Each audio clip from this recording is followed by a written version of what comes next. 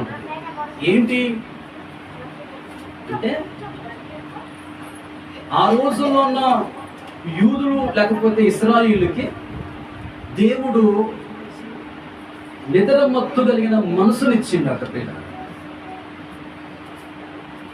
పోయిన వారం వాక్యం చెప్పి ఆ తదుపరి వాక్యాలను మళ్ళా ఉదయం రాత్రి కూడా చదువుతూ ధ్యానం చేసుకుంటూ ముందుకెళ్తున్నప్పుడు ఈ వాక్యము ఎందుకో చదవాలనిపించి చదివాను.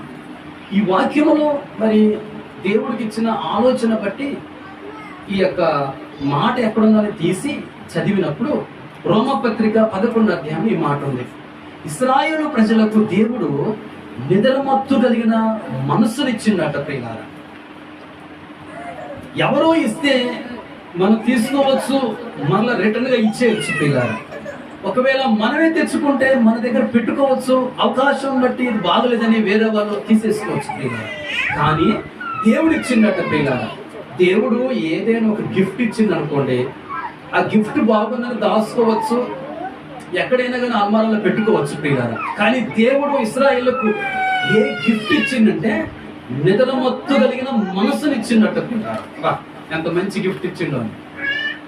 దీన్ని ఇంగ్లీష్లో ఏమంటారంటే ద స్పిరిట్ ఆఫ్ స్లంబర్ అంటారు. ద స్పిరిట్ ఆఫ్ స్లంబర్ అంటే మనస్సును కూడా ఇంగ్లీష్ బైబిల్లో స్పిరిట్ అని రాశాడు ప్రియులారా. నిద్రమత్తు గల మనస్సును ఇచ్చిండట ప్రియులారా. ద్వితీయోపదేశకాండము 29వ అధ్యాయము ద్వితీయోపదేశకాండము 29వ అధ్యాయము 4వ వచనం చదువుకుందాం.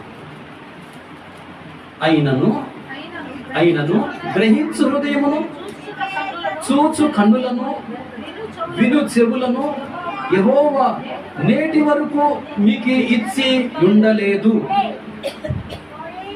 ఇశ్రాయేలు ప్రజల గురించి ప్రభు మాట్లాడుతున్న మాట ఏంటంటే చూచే కన్నులు ఇవ్వలేదట, వినే చెవులు ఇవ్వలేదట, గ్రహించే మనసు ఇచ్చి ఉండలేదు. నేను ఆలోచించను, అసలు నిద్రమత్తు కలిగిన మనసునే ప్రభు ఇచ్చాడు అనుకోండి, ఆ మనిషి ఎలా ఉంటాడు? జీవ శమంలో పడి ఉంటాడు.